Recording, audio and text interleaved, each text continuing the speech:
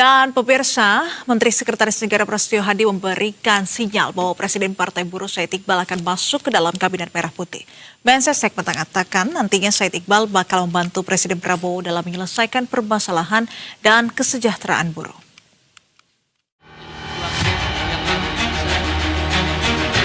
Kami mendukung Bapak Presiden Prabowo. Menteri Sekretaris Negara Prasetyo Hadi menyatakan bahwa Presiden Partai Buruh Said Iqbal akan masuk ke dalam Kabinet Merah Putih. Mensesnek mengatakan nantinya Said Iqbal akan membantu Presiden Prabowo dalam menyelesaikan permasalahan dan kesejahteraan buruh. Tak hanya itu, Mensesnek juga menegaskan bahwa Presiden Prabowo berkomitmen untuk memberikan kesejahteraan para buruh dan terus berupaya mencari formula untuk menyelesaikan permasalahan ketenaga kerjaan. Pelantikan salah satu pejabat yang akan membantu beliau di pemerintahan yang nanti rencana juga akan bersamaan diambil sumpah prosesi bersamaan ada di nasional, yaitu adalah Bapak Said Iqbal yang beliau akan diminta membantu Bapak Presiden berkenaan dengan masalah ketenaga kerjaan dan kesejahteraan buruh sebagai bentuk sekali lagi komitmen yang pelaku untuk bersama kita tarik formula untuk memastikan masalah tenaga kerja dan masalah kesejahteraan buruh itu menjadi prioritas bagi pemerintah. Masuknya para pemimpin buruh di lingkaran kekuasaan sendiri sebenarnya bukan hal yang aneh. Sebelumnya Presiden Prabowo juga sempat melantik Ketua Umum Konfederasi Serikat Pekerja Seluruh Indonesia atau KSPSI Muhammad Jumhur Hidayat sebagai Menteri Lingkungan Hidup di Istana Kepresidenan Jakarta pada Senin 27 April 2026.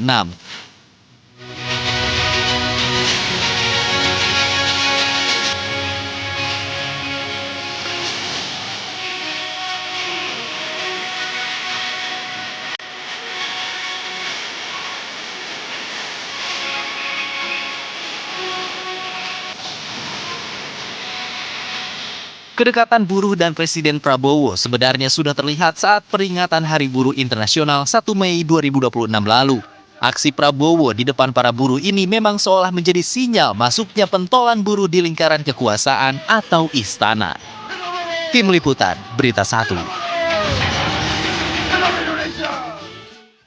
Dan pemirsa, untuk membahas lebih lanjut seputar masuknya Said Iqbal menjadi salah satu penasihat khusus Presiden, sudah bergabung bersama kami Agung Baskoro, Direktur Eksekutif Trias Politika Strategis. Selamat sore Mas Agung. Mas Agung, selamat sore. Sore Mbak Nisrina. Baik. Mas Agung, sebelumnya terima kasih sudah bersedia untuk berbincang bersama kami di Berita 1 Sore. Dan kita membahas terkait dengan pelantikan pada sore hari ini yang cukup menarik perhatian, di mana Said Iqbal akan dilantik sebagai penasihat khusus Presiden di bidang ketenagakerjaan dan juga kesejahteraan buruh. Dan kalau kita melihat sepak terjang dari sosok Said Iqbal, ini merupakan sosok yang atau tokoh buruh yang cukup kritis terhadap pemerintah. Lantas menurut analisa Anda, apakah penunjukan Said Iqbal ini murni kebutuhan kepakaran atau ada strategi dan rencana lain dari Prabowo untuk merekrut kaum buruh? Ya, saya kira ini bukan pertama kali di periode Pak Prabowo ya, perekrutan terhadap aktivis ataupun tokoh buruh. Karena sebelumnya sudah ada Pak Jumhur Hidayat yang kemarin diamanahi sebagai Menteri Lingkungan Hidup. Dan sekarang Pak Said Iqbal ya, diberi tanggung jawab sebagai penasihat Presiden bidang ketenagakerjaan. Jadi saya kira ini bagian dari politik akomodatif Presiden Prabowo yang memang punya mazhab rangkulisme, Mbak Nisrina, pemirsa semua, merangkul lawan maupun kawan ya. Kalau kawan ya diberi posisi, kalau lawan ya kita tahu kemarin diberi amnesti sampai abolisi semacam itu. Jadi ini bukan hal yang mengagetkan.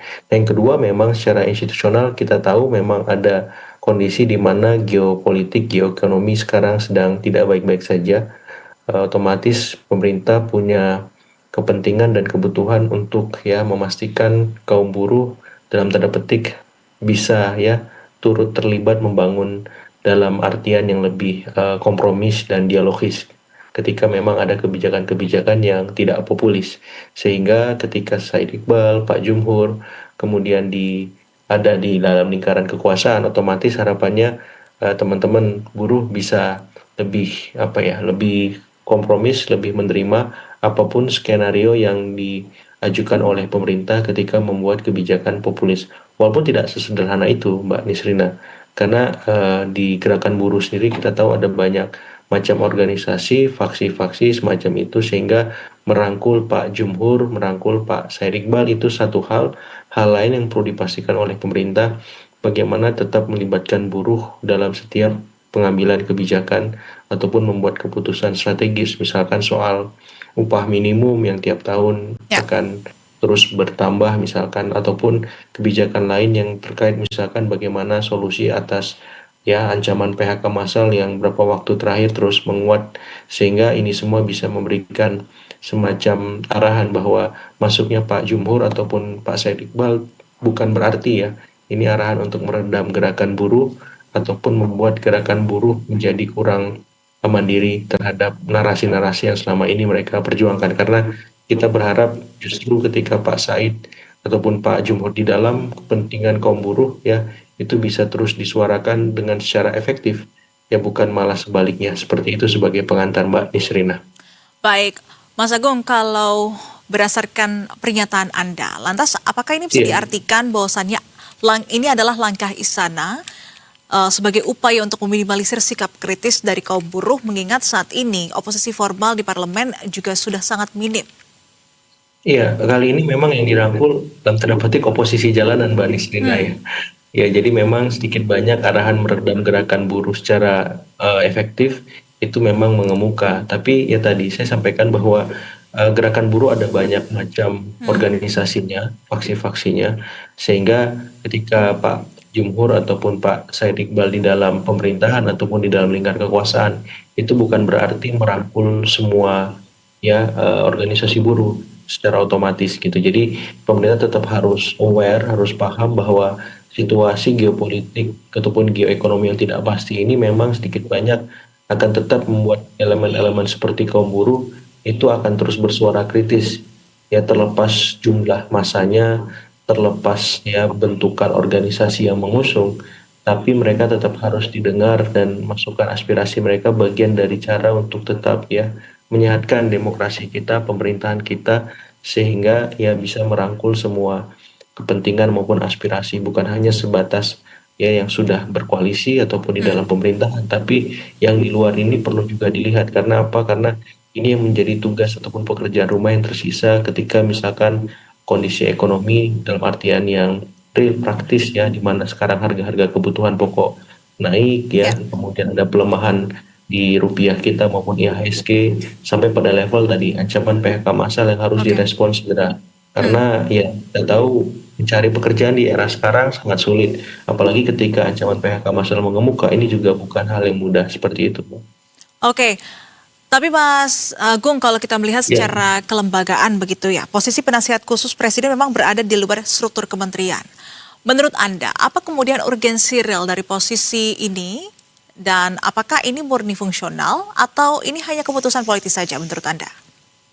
Iya, saya kira keputusan politisnya menguat karena kita tahu ini kan nomenklatur baru, Mbak Nisrina, setingkat dengan menteri semacam itu. Karena yang kita lihat di posisi sekarang kan ada menterinya semacam itu, ada wakil menterinya juga. Jadi menurut saya penasihat khusus ini antara perlu dan tidak perlu semacam itu. Jadi urgensinya memang minimalis, sehingga nuansa ataupun suasana kebatinan politisnya lebih kuat ketimbang nuansa-nuansa teknokratis seperti itu. Jadi kalau ditanya memang ini bagian politik merangkulisme tadi merangkul kawan tersebut, sehingga urgensinya minimalis, tapi karena ini bagian dari kompromi-kompromi kekuasaan yang harus dilakukan oleh Presiden untuk memastikan representasi kaum buruh ada di pemerintahan, maka ini sebuah keniscayaan. Jadi kalau saya melihat harapannya Presiden lebih objektif, lebih utuh ketika memutuskan kebijakan terkait nasib kaum buruh, karena di sana ada Pak Jumhur, ada Pak Said Iqbal,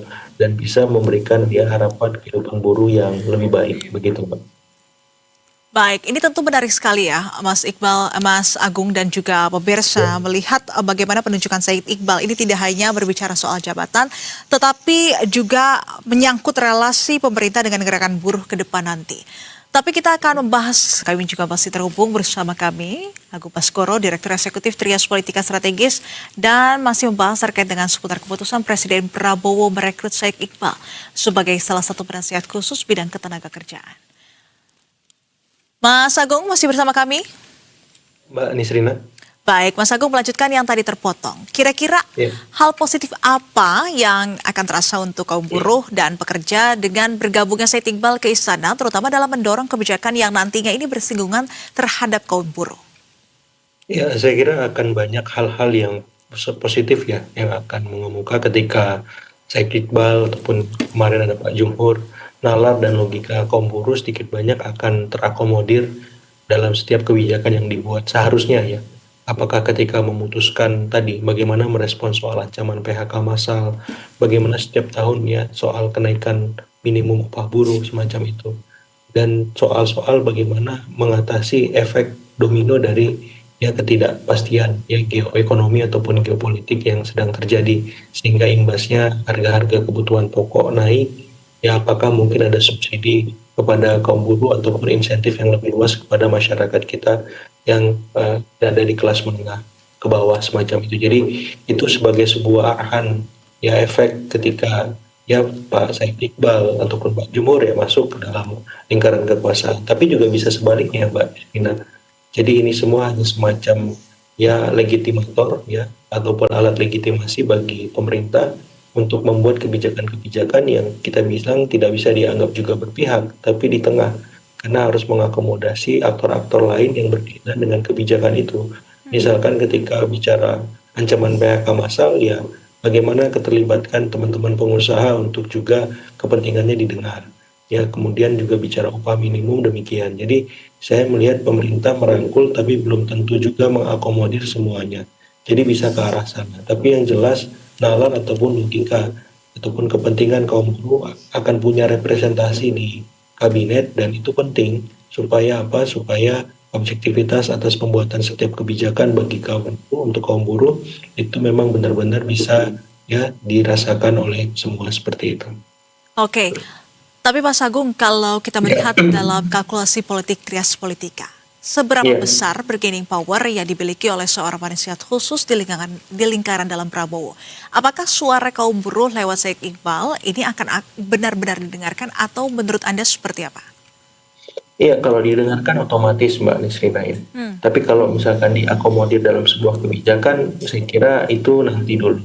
Karena nalar membuat kebijakan itu kan harus mengakomodir banyak kepentingan ya.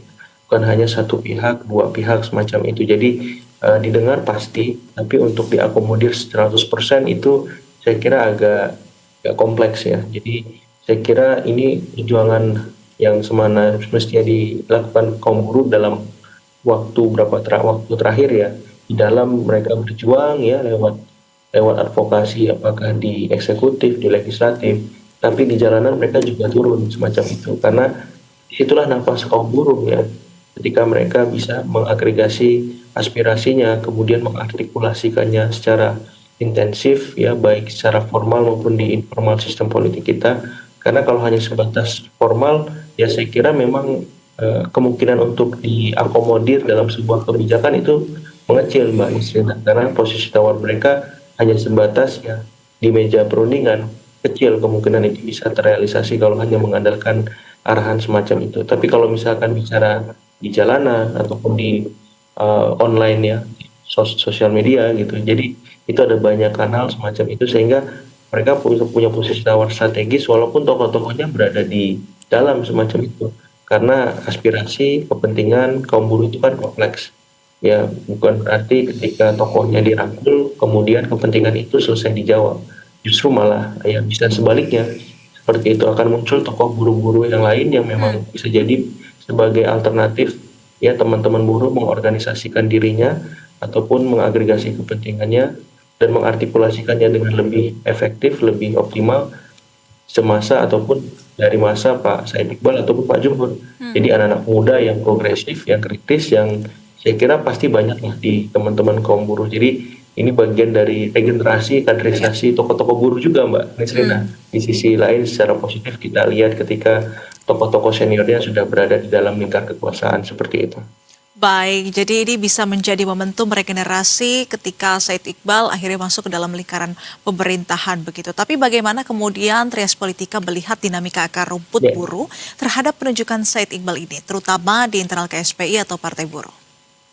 iya, pasti ada pro ataupun kontra ketika tokoh mereka masuk ke dalam ya pemerintahan semacam itu. Tapi yang jelas ini harus dianggap sebagai sebuah prestasi juga karena dari kanal buruh ya itu bisa menghasilkan tokoh-tokoh yang bisa ya memberikan kontribusi bagi bangsa kita semacam itu, dan harapannya akan lahir lagi tokoh-tokoh buruh yang baru, yang lebih baik, yang lebih hebat dari Pak Said Iqbal maupun Pak Jumhur, yang lebih muda, lebih progresif, yang bisa memastikan nasib kaum buruh lebih baik gitu. Jadi berdinamika dalam organisasi itu biasa, tapi yang penting jangan sampai berkonflik karena masalah sesungguhnya itu justru ada di luar organisasi ya. Bagaimana membuat harga-harga kebutuhan pokok menjadi lebih ramah atau lebih turun di kantong kaum buruh, bagaimana ancaman PHK massal bisa direspon dengan ya pekerjaan-pekerjaan baru alternatif ya seperti itu.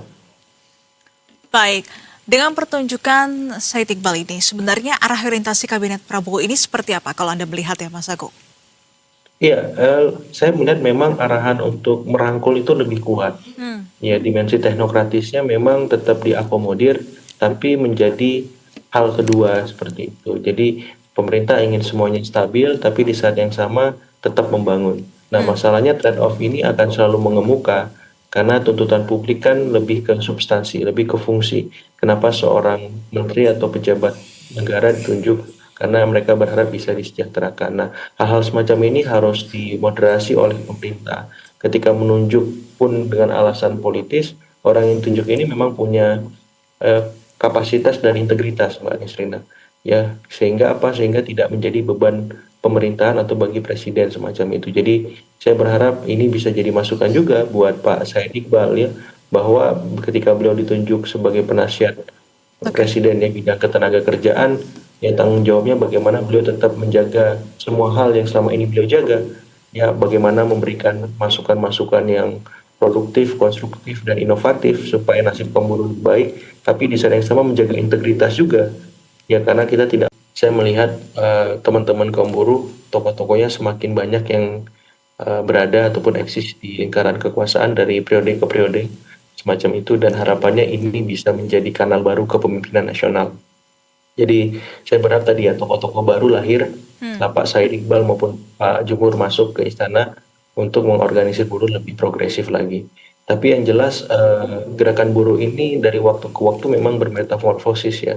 Hanya di masa Pak Prabowo ini ya kesan yang muncul itu gerakan buruh dan tanda petik lebih kompromis, lebih dialogis semacam itu. Karena di masa sebelumnya juga Pak SB, Pak Jokowi, gerakan kaum buruh cukup kritis ya Pak.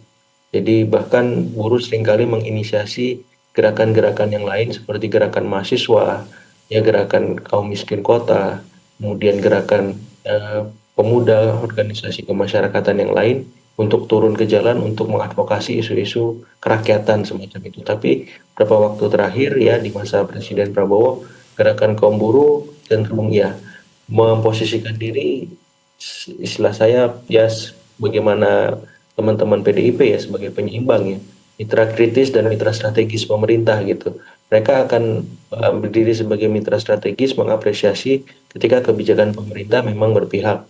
Ambil contoh ketika soal itu ya potongan untuk teman-teman ojek online akhirnya direalisasikan oleh presiden semacam itu diapresiasi. Tapi di saat yang sama mereka juga bisa mengkritik ketika misalkan arah-arahan misalkan ancaman PHK massal solusinya belum konkret dari pemerintah, ataupun soal lapangan kerja yang belum bisa mengakomodir semua lapis masyarakat kita. Jadi hal-hal semacam itu akan terus mengemuka dan arahannya semakin jelas ya, kaum buruh lebih dialogis, lebih kompromis terhadap pemerintahan Presiden Prabowo seperti itu. Baik, ini tentu menarik untuk dicermati apakah kemudian penunjukan Said Iqbal akan menjadi jembatan baru antara pemerintah dan juga kaum buruh atau justru munculkan dinamika baru dalam gerakan pekerja di Indonesia. Dan tentu kita akan nantikan terkait dengan sejauh mana posisi tersebut mampu untuk menghadirkan kebijakan yang benar-benar berdampak bagi kesejahteraan buruh dan juga dunia ketenagakerjaan di tanah air. Terima kasih Agung Baskoro, Direktur Eksekutif Trias Politika Strategis, atas waktunya bersama kami sore hari ini. Selamat kembali beraktivitas Mas Agung dan salam sehat. Salam sehat juga. Mari. Dan pemirsa,